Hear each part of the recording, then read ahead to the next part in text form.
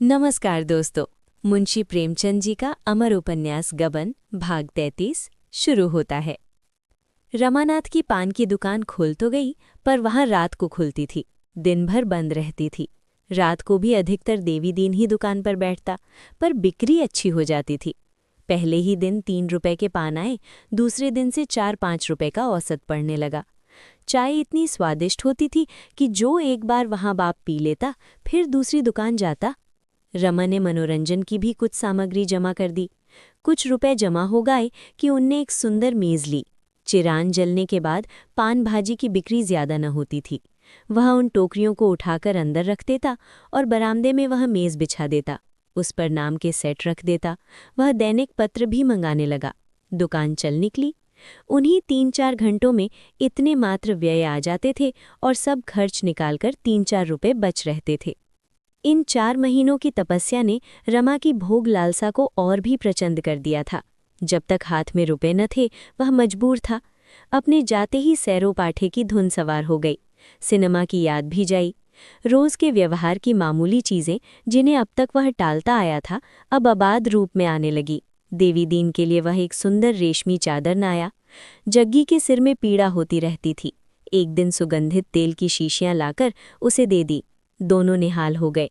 अब बुढ़िया कभी अपने सिर पर बोझ लाती तो डांटता, काकी अब तो मैं भी 4 पैसे कमाने लगा है, जब तू क्यों जान देती है। जगर फिर कभी तेरे सिर पर टोकरी देखी तो कहे देता हूँ, दुकान उठाकर फेंक आइन दूंगा, फिर मुझे जो मन चाहे वे देता। बुढ़िया बेटे की डांट सुनकर गदगद हो जाती। मंडी में बोझ लाती तो पहले चुपके से देखती रमा दुकान पर नहीं है। अगर वह बैठा होता तो किसी मजदूर को 1-2 पैसा देकर उनके सिर पर रख देती। वह न होता तो लपकी हुई आती और जल्दी में बोझ उतारकर शांत बैठ जाती, जिससे रमा भाप न सके। एक दिन मनोरमा थिएटर में राधे श्याम का कोई नया ड्रामा होने वाला था। इस ड्रामे की बड़ी धूम थी। एक दिन पहले से ही लोग अपनी जगहें रक्षित करा रहे थे। रमा की भी अपनी जगह रक्षित करा लेने की धुन सवार हुई। सोचा, वही रात को टिकट न मिला तो टाँपते रह जाएंगे। तमाशे की वही तारीफ है, उस वक्त एक के पी देने पर भी जगह न मिलेगी। इसी उत्सुकता ने पुलिस के भय को भी पीछे डाल दिया। ऐसी आफत नहीं आई है कि घर से निकलते ही पुलिस पकड़ लेगी। दिन को न सही, रात को तो निकलता ही है। पुलिस चाहती तो क्या रात को न पकड़ लेती। फिर मेरा वह हुलिया भी नहीं रहा। पगड़ी चेहरा बदल देने के लिए काफ़ी है। यूं मन को समझाकर वह 10 बजे घर से निकला।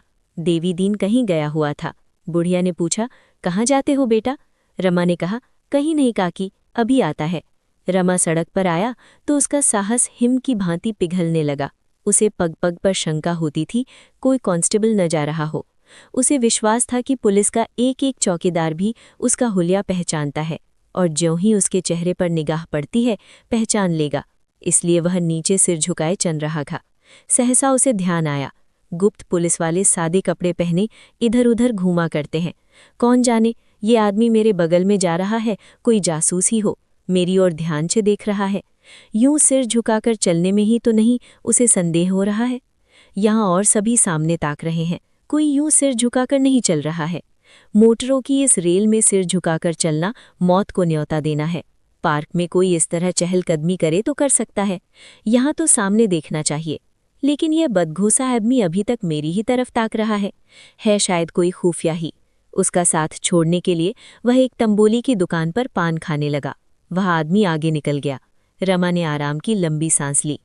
अब उसने सिर उठा लिया और दिल मजबूत करके चलने लगा। इस वक्त ट्राम का जी कहीं पता न था, नहीं उसी पर बैठने था। थोड़ी ही दूर चला होगा कि 3 कांस्टेबल जाते दिखाई दिए। रमा ने सड़क छोड़ दी और पटरी पर चलने लगा। अकारण सांप के बिल में उंगली डालना कौन सी बहादुरी है। दुर्भाग्य की बात, तीनों कांस्टेबलों ने भी सड़क छोड़कर वही पटरी ले ली। मोटरों के आने जाने में बार बार इधर उधर दौड़ता पड़ता था। रमा का कलेजा धक धक करने लगा। दूसरी पटरी पर जाना तो संदेह को और भी बढ़ा देगा। कोई ऐसी गली भी नहीं जिसमें पूज जाऊं। अब तो सब बहुत समीप आ गए हैं। क्या बात है, सब मेरी ही तरफ देख रहे हैं। मैंने बड़ी हिमाकत की कि ये पकड़ना बांध लिया, और बंधी भी कितनी बेतुकी, एक टोले सा ऊपर उठ गया है। ये पगड़ी आज मुझे पकड़ावेगी। बांधी की कि इससे सूरत बदल जाएगी। ये उल्टे और तमाशा बन गई है। हाँ, तीनों मेरी ही ओर ताक रहे हैं, आपस में कुछ बातें भी कर रहे हैं। रमा को ऐसा जान पड़ा पैरों में शक्ति नहीं है। वे संभवत मेरा हुलिया मिला रहे हैं। अब नहीं बच सकता, पर घर वालों को मेरे पकड़े जाने की खबर मिलेगी तो कितने लज्जित होंगे। जालपा तो रो रो कर प्राण ही दे देगी। 5 साल से कम सजा न होगी। आज इस जीवन का अंत हो रहा है। इस कल्पना ने उसके ऊपर कुछ ऐसा आतंक जमाया कि उसकी देमान जाते रहे। जब सिपाहियों का दल समीप आ गया तो उसका चेहरा भय से कुछ ऐसा विकृत हो गया, उसकी आंखें कृष्ण ऐसी सशंक हो गईं और अपने को उनकी आंखों से बचाने के लिए वह कुछ इस तरह दूसरे आदमियों की आड़ खोजने लगा कि मामूली आदमी को भी उस पर संदेह होना स्वाभाविक था। फिर पुलिस वालों की मंजी हुई आंखें क्यों चूकती? एक ने अपने साथी से कहा, जो मनई चोर न होए तो तुम्हारी टांगन त निकर जाइब, कस चौरन की ना ताकते है। दूसरा बोला, संदेह तो हमों का होए रहा है, फरुख कहें पांडे अमनई चोर है। तीसरा आदमी मुसलमान था, उसने रमानाथ को ललकारा, ऐ जी वो पगड़ी, जरा इधर आना, तुम्हारा क्या नाम है? रमानाथ ने मीनाजोरी के भाव से कहा, हमारा नाम पूछकर क्या करोगे? मैं क्या चोर हूँ? चोर नहीं, तुम शाह हो, नाम क्यों नहीं बताते? रमा ने एक क्षण आगा पीछा में पढ़कर कहा, हीरालाल। पर कहाँ है? हाँ, पर ही पूछते हैं, कौन मोहल्ला? रमा शाहजहांपुर में गया था, न कोई कल्पित नाम ही उसे याद था कि बता दे। दुस्साहस के साथ बोला, तुम तो मेरा हुलिया लिख रहे हो। कांस्टेबल ने धमकी दी, तुम्हारा हुलिया पहले से ही लिखा हुआ है। नाम झूठ बताया, सकूनत झूठ बताई, मोहल्ला पूछा तो बगलें झांकने लगे। महीनों से तुम्हारी तलाश हो रही है, आज जाकर मिले हो, चलो थाने पर। ये कहते हुए उसने रमानाथ का हाथ पकड़ लिया। रमा ने हाथ छुड़ाने की चेष्टा करके कहा, वारंट लाए तब हम चलेंगे, क्या मुझे कोई देहाती समझ लिया है? कांस्टेबल ने एक सिपाही से कहा, पकड़ लो जी इनका हाथ, वहीं थाने पर वारंट दिखाया जाएगा। शहरों में ऐसी घटनाएं समाचारियों के तमाशों में भी ज्यादा मनोरंजक होती हैं। सैकड़ों आदमी जमा हो जाए। देवीदीन इसी समय अफीम लेकर लौटा जा रहा था। ये जमाव देखकर वह भी आ गया। देखा कि 3 कांस्टेबल रमानाथ को घसीरे लिए जा रहे हैं।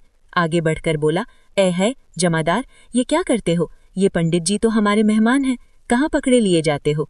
तीनों कांस्टेबल देवीदीन से परिचित थे, रुक गए। एक ने कहा, तुम्हारे मेहमान हैं ये? कब से?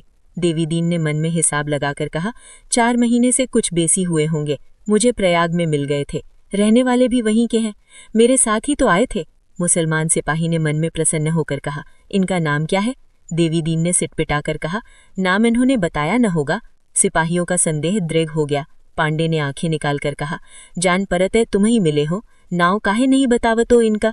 देवीदीन ने आधारहीन रौब के भाव से कहा, मुझसे रौब न जमाना पांडे, समझे? यहाँ धमकियों में नहीं आने के। मुसलमान सिपाही ने मानो मध्यस्थ बनकर कहा, बूढ़े बाबा तुम तो खामखा बिगड़ रहे हो, इनका नाम क्यों नहीं बतला देते? देवीदीन ने करतर नजरों से रमा की ओर देखकर कहा, हम लोग तो रमानाथ कहते हैं, असली नाम यही है या कुछ और, ये हम नहीं जानते। पांडे ने आंखें निकालकर हथेली को सामने करके कहा, बोलिए पंडित जी, क्या नाम है तुम्हारा? रमानाथ या हीरालाल, या दोनों, एक घर का एक ससुराल का?